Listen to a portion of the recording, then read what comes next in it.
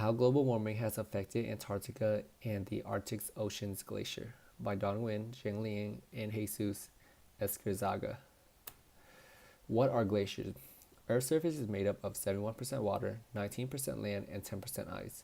Most of the ice is in the Arctic and Antarctica.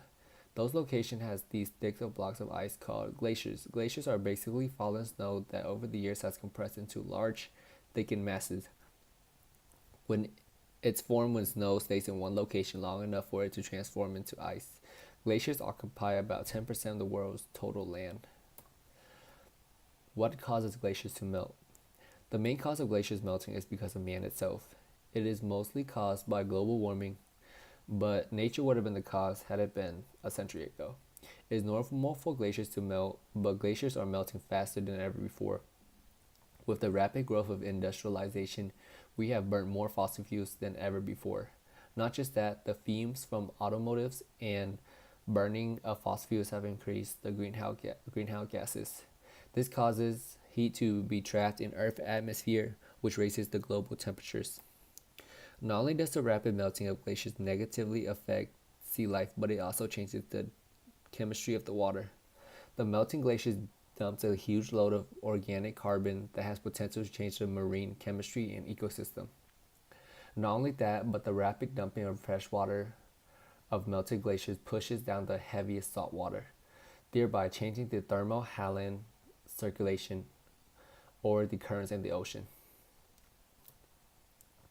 Thermohaline circulation and how it is affected. Glaciers melting affect the global climate by a process called thermohaline circulation.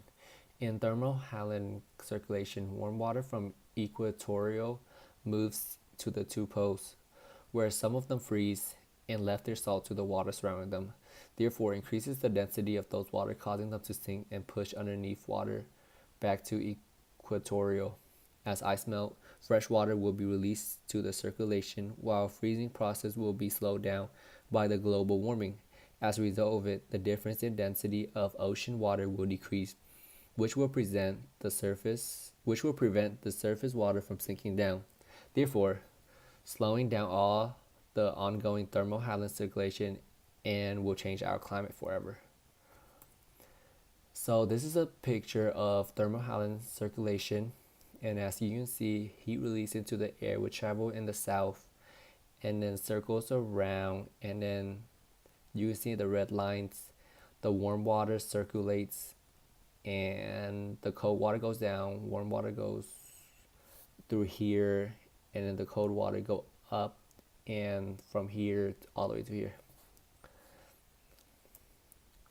The Gulf Stream. Take an example of the Gulf Stream. The Gulf Stream is one of the biggest thermohaline circulation on Earth.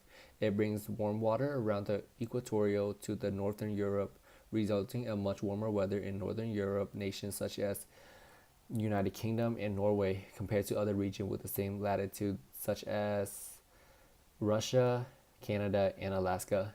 And not only does it keep the northern European warm, it also keeps the southern part from getting too hot, such as Florida and other southern eastern states, briny.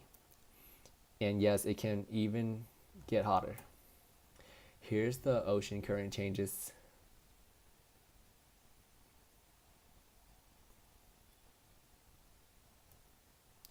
Biology in the Arctic and Antarctica.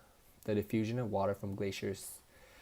There is an abundant amount of life that resides around glaciers, especially around the Arctic and Antarctica oceans. Glaciers are gradually melting due to increase in climate, global warming, and since glaciers are made up of fresh water, when they melt, they release more freshwater molecules to water, almost like hypertonic solution, where there isn't enough water on one side, so the water moves along the concentration gradient towards the least concentrated R, which in this case is the salt water, because the freshwater glacier is going to have more pure water than the salt water, and that could lead to a sudden change to the environment that some of the animal that reside there could end up dying out. This is because water is known to be the universal solvent, but it is also a coolant as it takes a lot of energy to change the temperature of water. But global warming is causing these glaciers to melt quickly, which in turn also causing the water to further increase in temperature.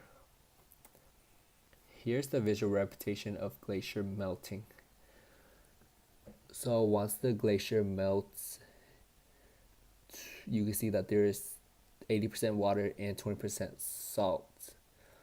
So once it melts, it releases more water, which will offset the balance between the amount of water and salt, which will affect the sea life.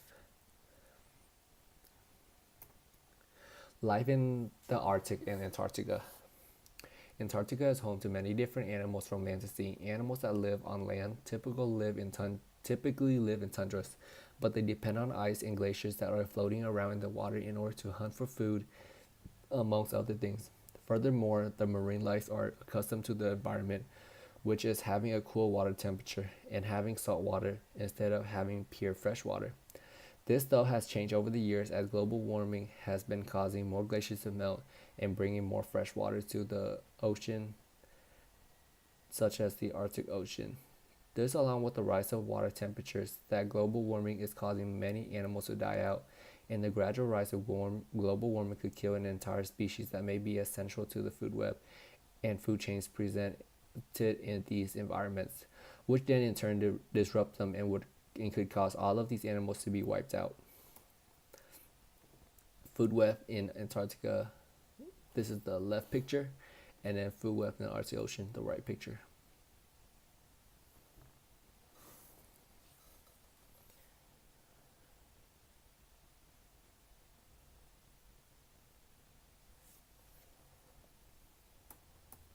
And here are the citations.